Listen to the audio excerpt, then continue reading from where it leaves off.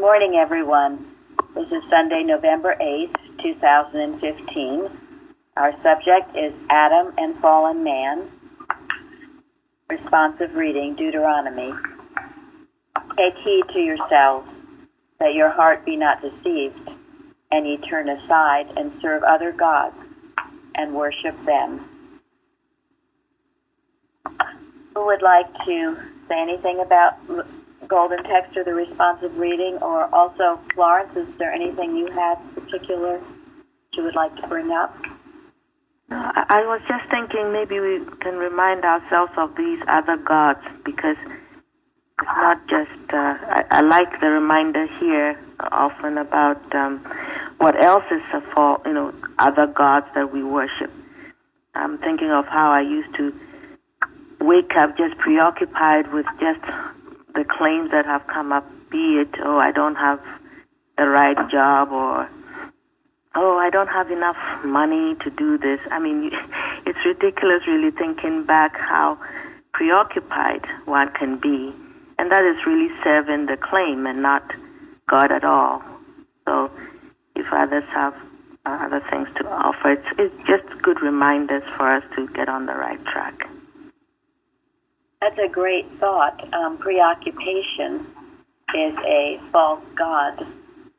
When you're preoccupied with something other than God, it's pulling you away. That's the rumination, puts you in the court of mortal mind, and then the trial will begin. I never thought of it quite that way, but think about, what are you preoccupied with? Are you obsessed thinking about, your child or your lack of money, no job, whatever it is you're always thinking about, and not in a constructive way, but in a negative way? So when you're preoccupied with something, that is worshiping it. It is.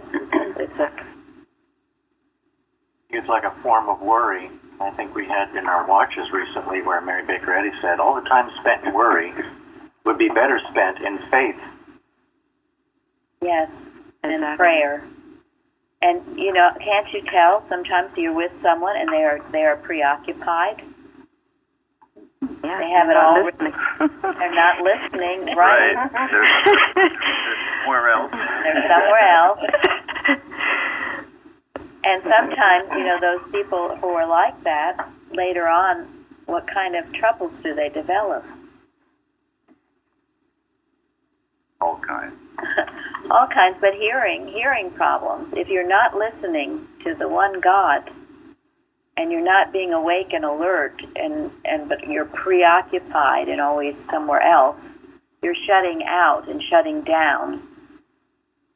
And you have to be careful of that and alert to it. These are the creeping things that come on people. Not so creeping, well, they go on for long periods of time, and then they result in belief, as we say, into some kind of physical manifestation that you don't need to have. That's why. Go ahead, Fearless. That's why I find it very helpful. I've learned somewhat recently to always, the minute I get up, to say, God is my mind. God is the only mind. And to know that, because, and not to get involved with the, sort of the things I have to do that day. To let good God's day unfold. I might have an appointment or something like that, but I used to, sort of work on planning everything, and I've let go of that, and it's such a wonderful difference. Thank you. That is a wonderful difference. And the first thing in the morning, yes, you get to what's the truth about you, and the daily duties, and then the lesson, because it will pour in like a flood. And if just as Florence said, you wake up in the morning, oh my gosh, I'm so worried about such and such, or what's going to happen, and you just start off the day. They say you start the day off on the wrong foot. Well, you do. You don't have to do that, and you will. Mrs. Eddy says that you are the arbiter of your own fate. What does that mean?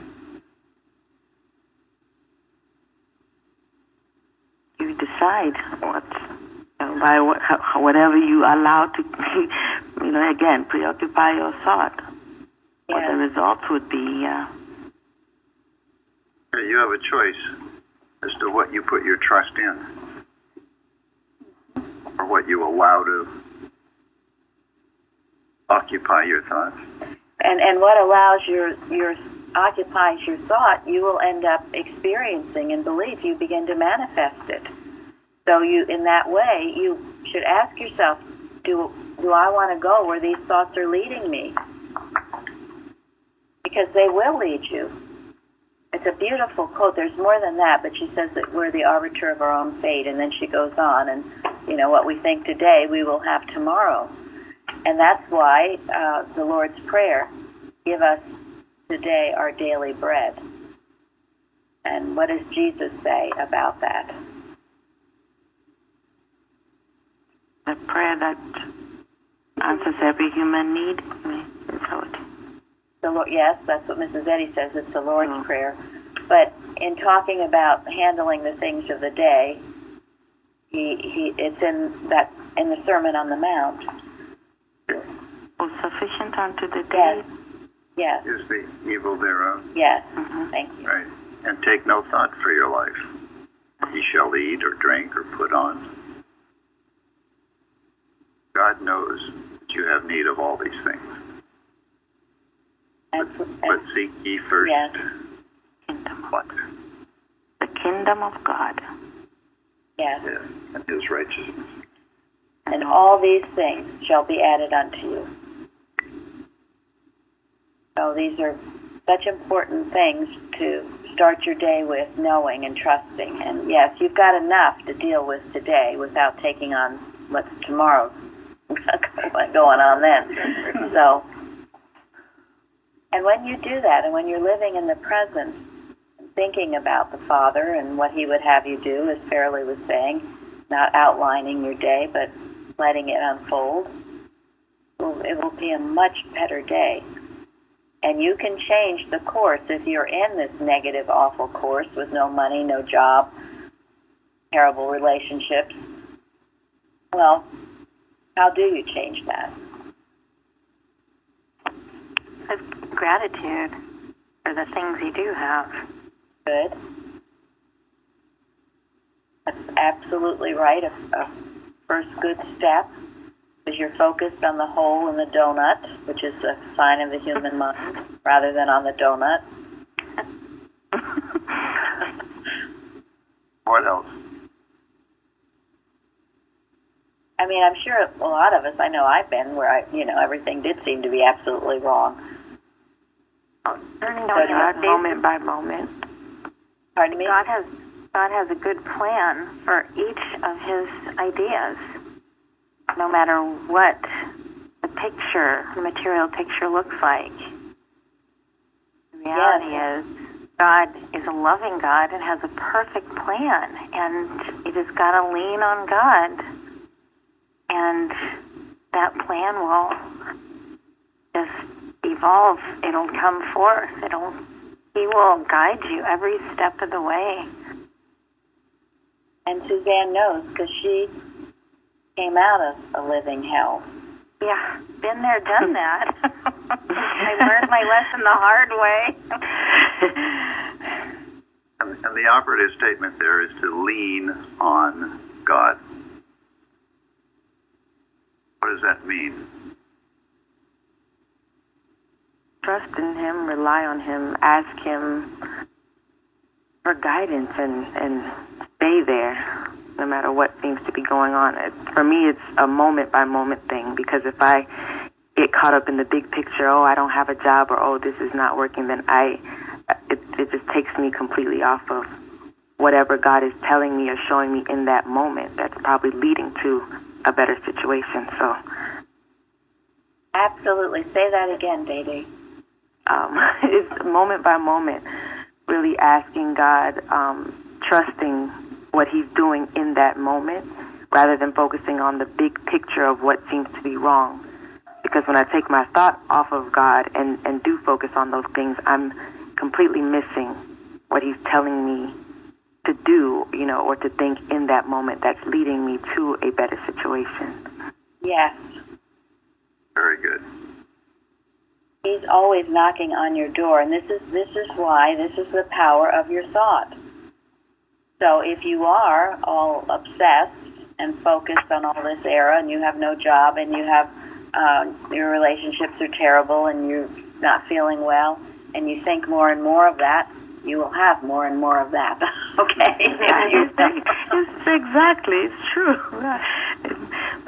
Looking back, it's just how ridiculous it is. But it's a mesmerism, that, I want this situation healed. Why is this not healed? And in fact, even when you're talking to a practitioner, because your thought is so much on getting that particular healing, exactly, you don't even hear or you don't practice what's being said.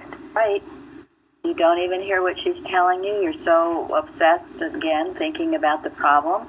You're not hearing the moment. And also, it's because you're not listening in the moment, you're not obeying, you're disobedient, you're on the wrong path, and you won't change that path until you stop it.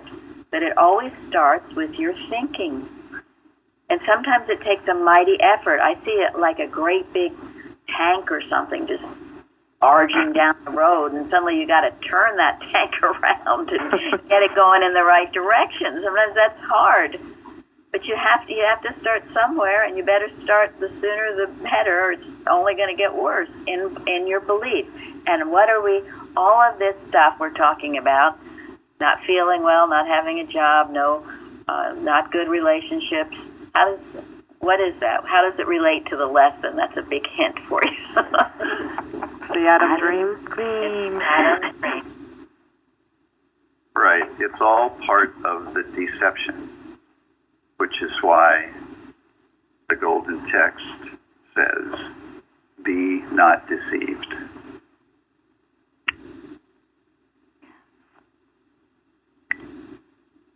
And I think that's why this kind of reminds me of a story of a couple of sisters at the turn of the century. Their mother was very ill. She was in the bedroom, and the sisters were very worried and very stressed. And the idea came to them, you need to rejoice. Break the mesmerism by rejoicing. And the idea was, it's time to play the piano. So they played the piano, they sang hymns, they were rejoicing. Maybe an hour, half an hour, I'm not sure how long. The mother walked out of the bedroom. So it's very important as well. I mean, to keep rejoicing. I mean, it's hard to think that way sometimes, but it helps to break the mesmerism to rejoice. Absolutely. Absolutely. That's how you keep. Yeah, that's how you keep from being deceived, isn't it? Yeah. That's why the singing of our hymns and all of that is wonderful. Uplifts thought, even just saying the hymns. But and how did it was Paul and Silas, how did they get out of the prison? Hymns. Yeah, they were singing. Now, if anyone had a reason to be miserable, they did. They were only doing good. I mean, they hadn't even done anything wrong. They'd only been doing good and healing people. And they were thrown into this prison, but they refused. They could have whined and, oh my gosh, this is just the end. I'm going to give up. But they sang hymns and praised God. And what happened? Chains broke off. Yes. And they there's stories, and I was talking recently to this Bob in California, but all these stories of people who've been witnesses of Christians who are under persecution, seem to be having a really bad time, and yet they're praising God, singing, and what a strong testimony, and that many get converted in watching and seeing and witnessing that, or how they don't hate when they're being beaten up or whatever else. Tremendous witness. One thing that has helped me is remember God always took care of me, no matter what my problem was, and to know He always will. And I just have to go to Him, trust, listen, and obey. Thank you. That, yes, to go back and count your blessings is, I guess it was Suzanne in the beginning said, to be grateful. Hitherto the Lord hath helped us, and hitherto he will. Because when you're in that state, you think nothing's ever gone right. God has never helped you. You don't even know God, or God helps other people, but he doesn't help you. And it just goes on and on when you're in that state. That's why you got to break it. Go ahead. No, I was going to say, and you're also really saying that evil is real and good is not. Most definitely you are, and this goes back to belief in other gods. And it's certainly in the lesson about, and we had it in the watch recently. What was it, Carol, about the serpent? We can thank God that there is no such thing as that. As a talking serpent. The talking, the talking serpent. yeah. And we should rejoice at evil by whatever figure presented contradicts itself and has neither origin nor support in truth and good. Seeing this, we should have faith to fight all claims of evil, because we know that they are worthless and unreal. You always go back to that. So whatever it's telling you, and I don't care how many people are dreaming the dream, no jobs out there, none for me, none for you, none for no one. You can't go with that. Did God tell you that? Did God say, listen, there are no jobs out there, don't even bother? Yeah, because what's the implication of that? No jobs? What does that mean? It means I'm worthless, that I can't serve mankind in some way, that I can't serve God in some way and get properly compensated for it. Come on. That's ridiculous. What a deception. Indeed. Don't buy it. And it will separate those who do get jobs from those who don't.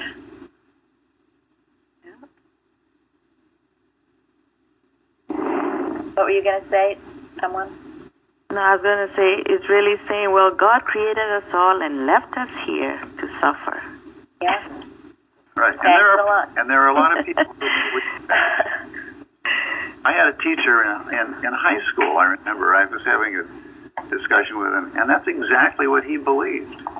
Firmly believed that God sort of created us and then sort of went off to do his own thing somewhere else.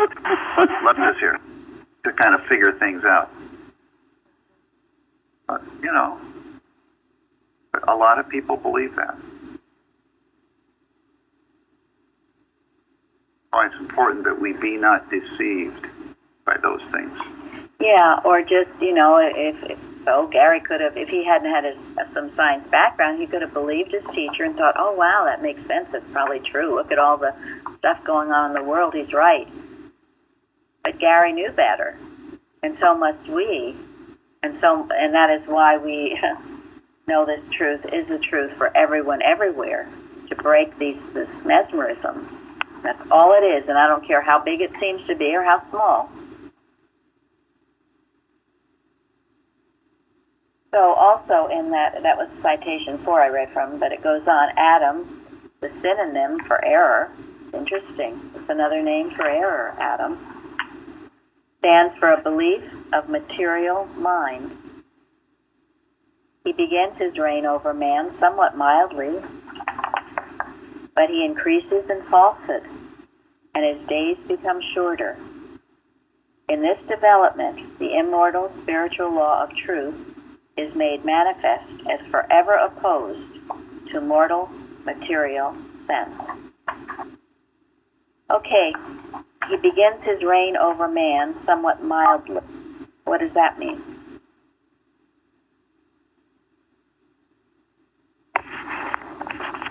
Subtly. I mean, it's sort of deceptive. It could be just a random thought, and then we let it take root. Yeah, thank you. That's right. It's a random thought that you let take root. Like you're tired. not feeling that great. Or, yeah, it's hardly worth trying to look for a job because there aren't any. That's what the news told me tonight. Or why bother on just one little thing and all this errors going on? What difference can I make? And it will be random. I like that. Random. What does random mean? From nowhere. Just Yeah, right. Where'd that come from? we know what nowhere is. Yeah. Just seems to come out. Sometimes it'll just seem to come out of the blue. And mildly, so yeah, it'll get you mildly. It doesn't seem so bad, right? Right. Yes. That reminds And it may not seem to be coming to you directly either. As far as thinking of random, it might just some thought that you hear something somewhere, but it doesn't seem to be talking directly to you, and then before you know it, It's taken root. it is. Yes. Who else? Linda, was that you? No, Melissa? that was me. That just reminds me of the bland denial that we talked about. Mildly and bland, it just seems, not so bad, but then it leads to much worse. Yes. I always think of little babies born into the world, so pure, so holy and good, and just so gradually but quickly the parent thought comes in with, oh, you're going to hurt yourself. Oh, wash your hands. There's terrible germs out there, and you can catch sickness, and so forth. And so it begins, and it grows and grows. Yes. Yep. Why bringing your children up in the correct way is so important, not to foster the fears of mortal belief, mortal mind.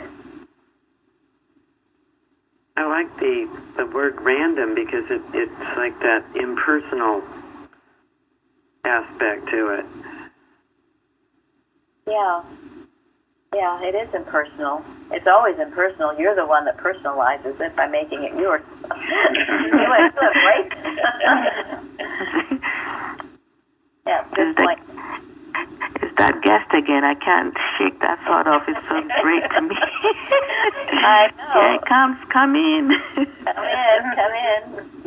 And what type of thinking lets it come in? Oh, this morning I keep thinking about that thing that we used to say when it was a little something silly when we were kids. It was, nobody likes me, everybody hates me, I think I'll eat a worm. And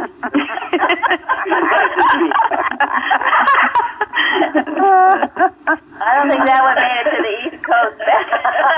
Never. I actually remember that from California. There's another California.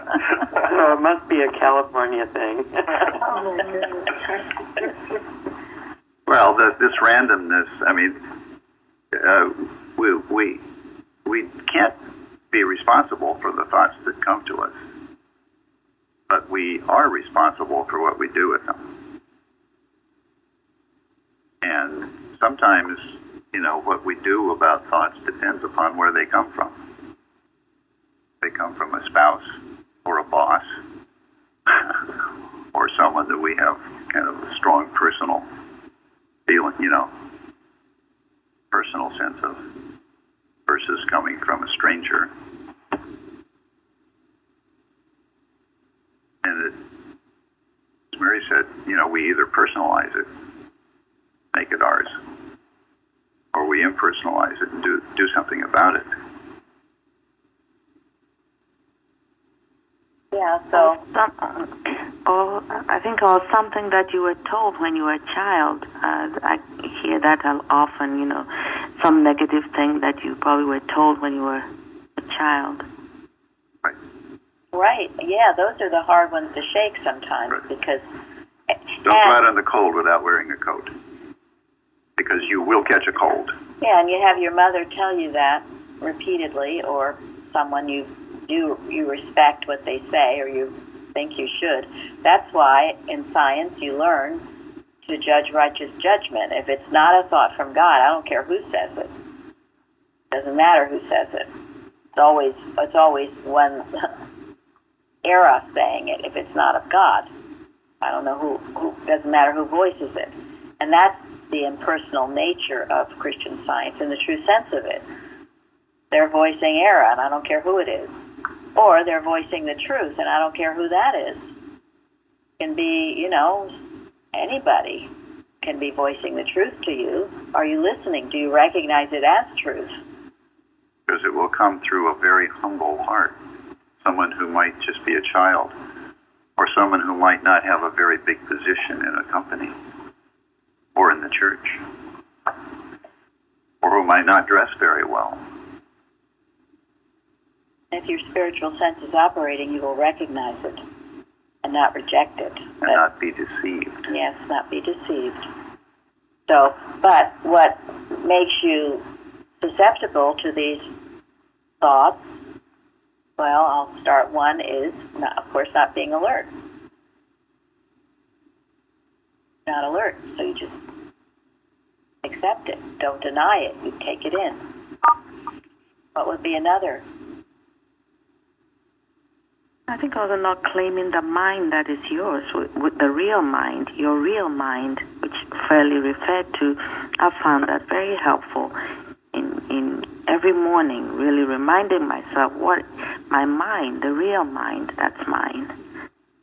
Yes, and Mrs. Eddy did that every day, first thing in the morning. That's why we've been taught to do it. She said, my mind is the divine mind. And something like, and all my moments are His. I think Bill told me that statement, but anyway, we were taught here to know that God is mind, God is my mind, God is the only pure and perfect mind. You start it with that. And she also says in prose works that it cannot drift into evil. If you know that God is your mind, it's exempt from those erroneous suggestions. And also to know it is the only mind. There is no other mind. And the other is one that Suzanne said about being grateful. If you're really grateful for God and for all the good that you have, that keeps a barrier, doesn't it? Yeah. Devil can't whisper discontented things to you when you're grateful. That's one way of preoccupying your thought with God. Yes. Instead of some other nonsense or garbage. Yes. It certainly makes any other thought stand out. That does for me. Yes, it does.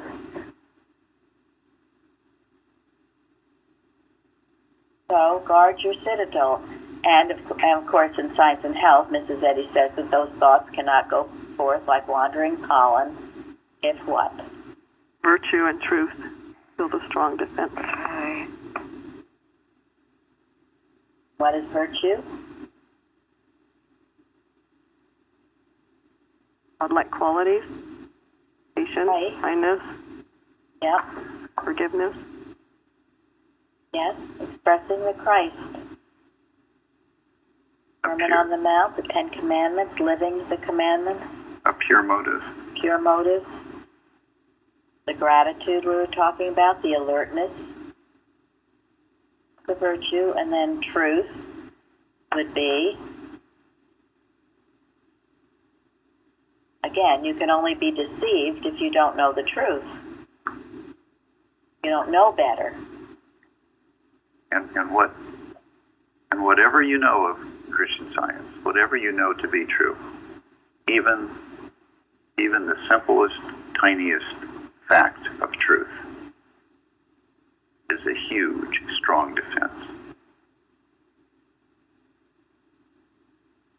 What's so great about it? You don't have to know all of the truth. In fact, I would dare say none of us does. No. So, yes, start with what you know and build up on that. Go ahead. I just wanted to share the definition of heed because it's really a very active word. It says I got this from the King James Dictionary. To mind, to regard with care, to take notice, to attend, to observe, and to be earnest instead. Look steady. Very active. Yeah, good. To take heed. Kind of like stand porter at the door of thought, isn't it? Yes. Now, last week I ended, it was on Watches, Prayers, and Arguments, page 176, Mrs. Eddy's definition of animal magnetism, which I just read. Adam, the synonym for error, stands for a belief of material mind.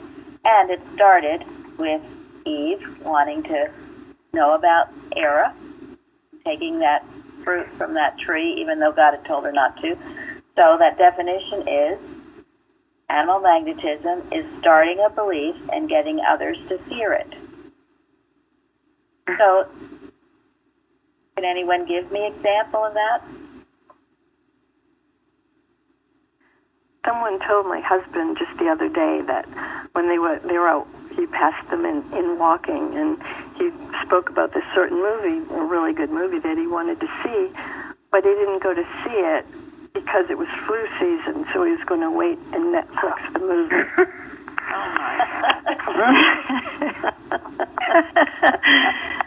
Okay, well, and there, so you see, that's like this random thing just coming to you that you've got to slam dunk and get rid of.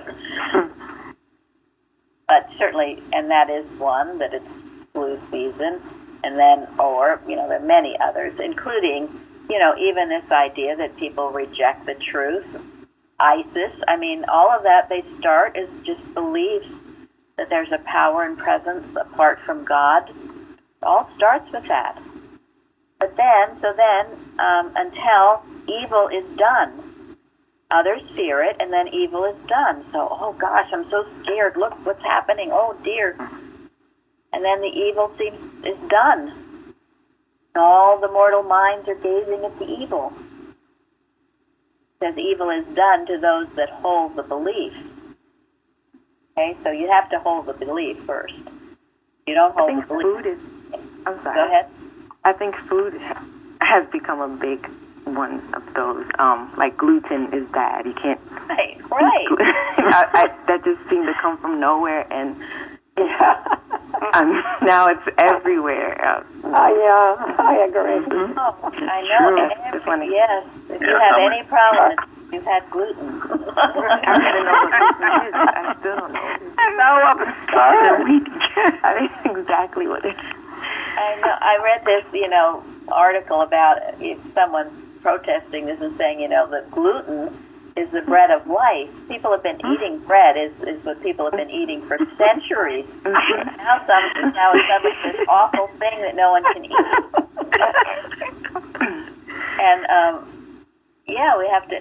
I kid about it because I've been more recently making my own bread, and some of the recipes call for extra gluten. Gluten is what makes bread light and fluffy and tasty. So I would go to the store and say, I need a box of gluten. And they looked at me like I was crazy.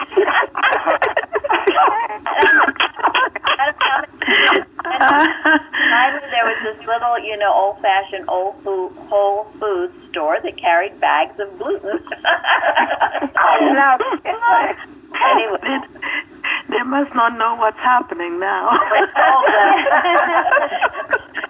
Well, that's how mass mesmerism works. That was a great example and a good current example, Dede, because that is so true. The gluten, have gluten. Watch your thinking, not your gluten. Okay, so yeah, that's okay. Oh my gosh, I had gluten, and gluten made me sick, and now you better be careful. You're related to me, and you're going to be allergic to gluten too. And so the evil is done to those that hold the belief, and then the law is made. The law is made. Yeah. Everybody, watch out for gluten. And then it says the serpent grows into what? The dragon. And dragon. Right. The little lie has become a law. And how good we can look at it and laugh at it and see it for what it is. Because if you can do that, then it can't trap you. It can't deceive you. That's happened over the years. You can't eat tuna fish. You can't eat eggs. And Right. tuna fish Yes, eggs. Sounds like the thing about organic. I mean, organic just costs more. That's all. That's all. Just kidding you. Where did that come from? What? Peanut allergy. Oh, peanut. Yeah, peanut. Here we've been, children have been eating peanut butter sandwiches forever. I've had a peanut butter sandwich every day of my life since I was years old. And loving it. That's your problem. I was just telling my kids yesterday, when I was young, I didn't know anybody with any allergies. And then my son was saying how there's always an ambulance waiting at the football field. And they always have to take somebody away. And I said, I never remembered anybody getting hurt either.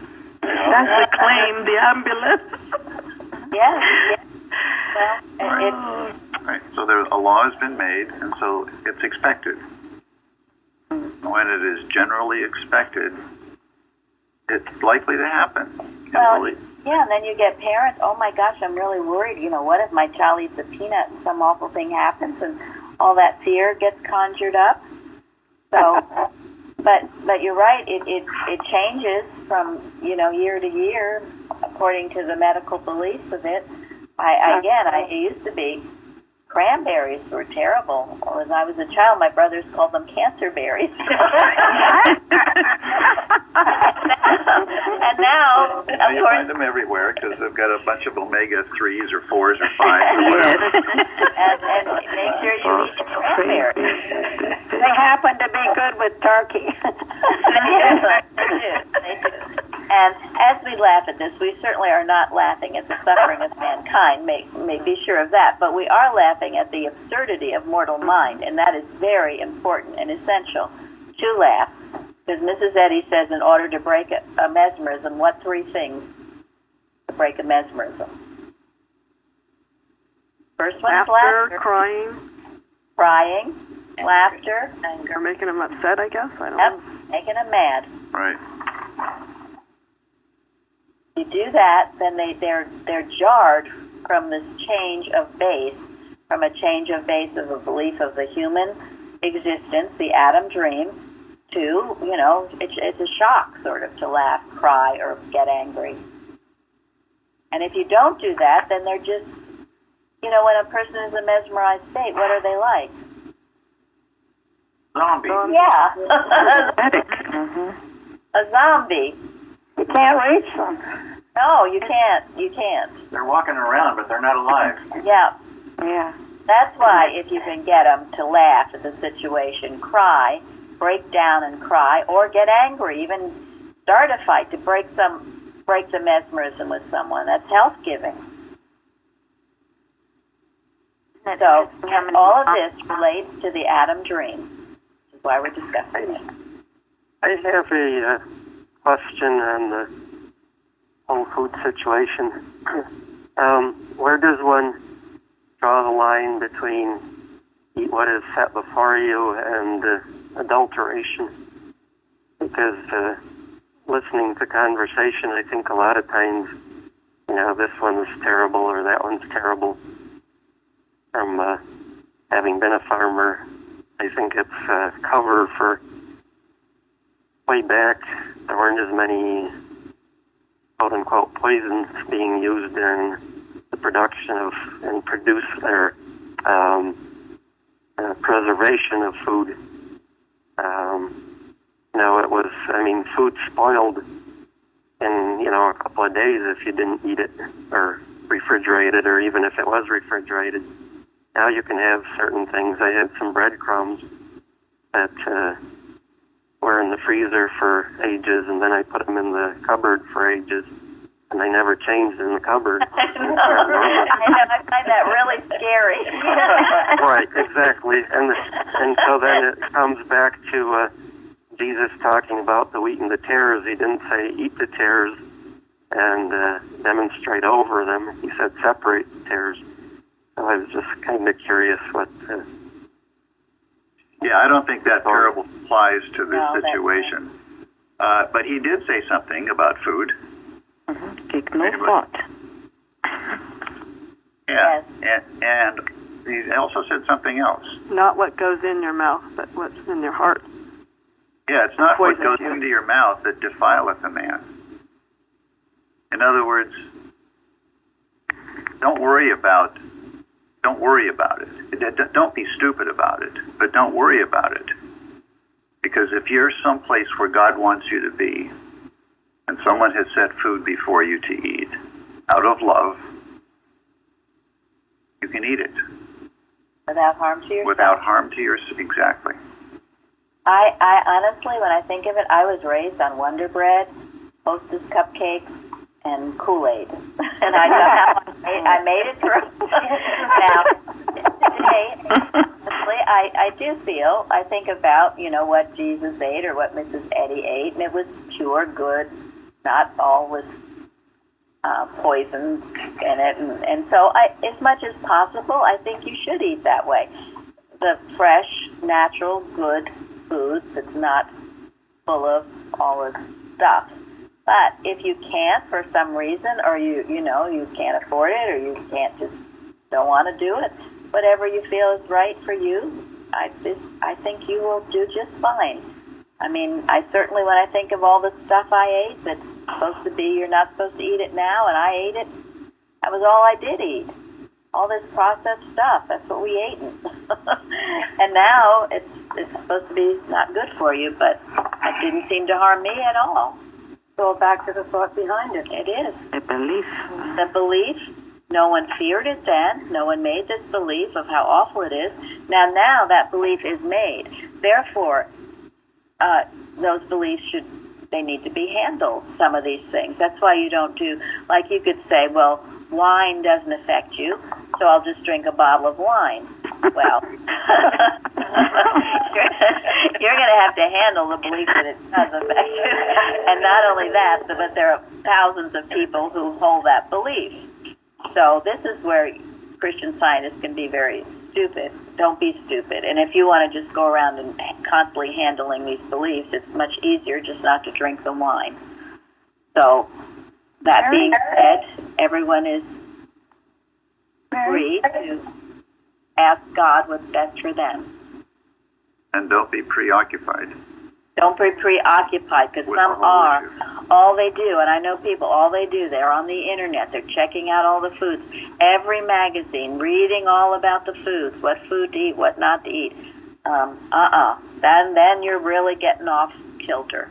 There's nothing more annoying than going to a restaurant with someone who asks a million questions about all on the menu, looking for the food that's just absolutely perfect and without possibly go wrong. At the restaurant. I know. Or you're trying to prepare dinner and you've got a vegan and a vegetarian and a gluten-free and a glass of water. And everybody gets a glass of water because that's all you can serve. But it has to be purified. Purified water, yeah. Right. Well, anyway, so we just, as we laugh at it, we do not take it to extremes. Do the best you can with what you have, and I think to eat simply is good. And I also think, I don't eat a lot of meat. I don't care to. But everyone is different, and I wouldn't tell anyone else what to do, except, well, this is how I feel. And God will tell you what's right and what's good. And He will tell you. He'll lead you. And it's a blessing from Him. It's God's blessing. And Mrs. Eddy said she could never have a meal without saying grace, or her evening meal. She always said grace. She was raised to say grace. And I think that's a lovely thing to do, to thank God for what's presented before you. Thank God for the goodness of the day. Keep your thought uplifted. And it's a good thing to teach your family. So.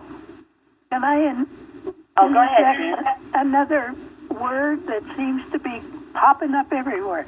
Epidemic. All right. And that has the same connotation as any disease, and it's everybody takes it up and believes it and has to go get a shot or something.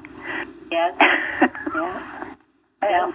Well, I think that says it all, because in thinking about the whole food thing and the epidemic thing. It's somebody trying to sell us something to make money. So they want to make money on flu shots and they want to make money on preservatives, and it's a lot easier to produce food without people by using chemicals, because the food that's produced without chemicals takes a lot more people to do it, and then you have to pay those people. If you want to be fair, you have to pay them well, and that cuts into the profit margin. So it's maybe another way of... Well, that's also a very good point. Behind all this is often money making. And we've talked about it on television. It used to be there'd be ads for Ipana toothpaste. Now it's ad after ad after ad of these prescription drugs, one after the next. It's unbelievable. Thank God we can fast forward or mute. But they're selling it all, and someone's making a profit. So with that, we thank God, and we're going to turn to miscellaneous writings for one. I guess we have time for one question and answer. On page 39, and this relates to all that we've been talking about, was the question, can you take care of yourself? Who would like to read it? I'll read it. Question is, can you take care of yourself? God giveth to everyone this puissance, and I have faith in his promise, quote, lo, I am with you always, end quote, all the way. Unlike the MDs, Christian Scientists are not afraid to take their own medicine, for this medicine is divine mind, and from this saving, exhaustless source, they intend to fill the human mind with enough of the leaven of truth to leaven the whole lump. There may be exceptional cases where one Christian Scientist who has more to meet than others needs support at times. Then it is right to bear one another's burdens and so fulfill the law of Christ. Now, this was aimed at her because, she's the invalid. That's how they saw her. And she just turned it all around and said, yes, of course she could.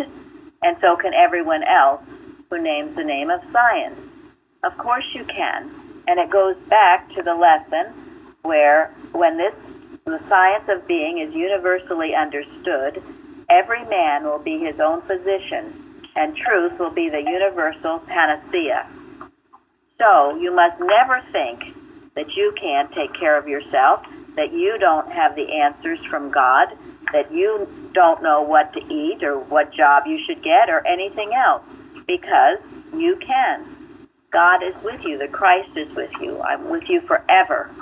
I love it. I thought, it's just a simple little question we can skip again. But no, it has great meaning. And you never have to fear of becoming helpless or an invalid or anything else. She's addressing that. How dare you say that about her? How dare you say it about any working scientist? Of course you can take care of yourself. You're leaning on the Christ truth. And you have all that you need. And God is your physician and your mind. All the things we talked about today. We are not in the Adam dream. We are the image and likeness of God. We are that first creation. And as long as we stay humble, we will keep in that right mind, and we won't take a stumble that puts us back into that dream. And we can easily wake ourselves up or have a good friend that punches you in the nose and wakes you up with either laughing, crying, or getting you angry. Okay, I'm going to end now. Miscellaneous writing, 280 to 281. It's Mrs. Eddy's, the March primary class, and she's talking to the class. She says, on the morning of the 5th, I met the class to answer some questions before their dismissal and allude briefly as to a topic of great import to the student of Christian Science, the rocks and sirens in their course on and by which so many wrecks are made. The doors of animal magnetism open wide for the entrance of error, sometimes just at the moment when you are ready to enter on the fruition of your labors, and with laudable ambition are about to chant hymns of victory for triumph.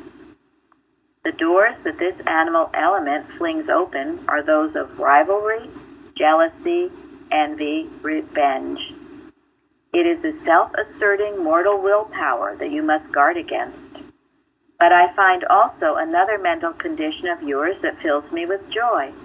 I learned long ago that the world could neither deprive me of something nor give me anything, and I have now but one ambition and one joy. But if one cherishes ambition unwisely, one will be chastened for it. Admirable Coligny, in the time of the French Huguenots, was converted to Protestantism through a stray copy of the scriptures that fell into his hands. He replied to his wife, who urged him to come out and confess his faith, "It is wise to count the cost of becoming a true Christian."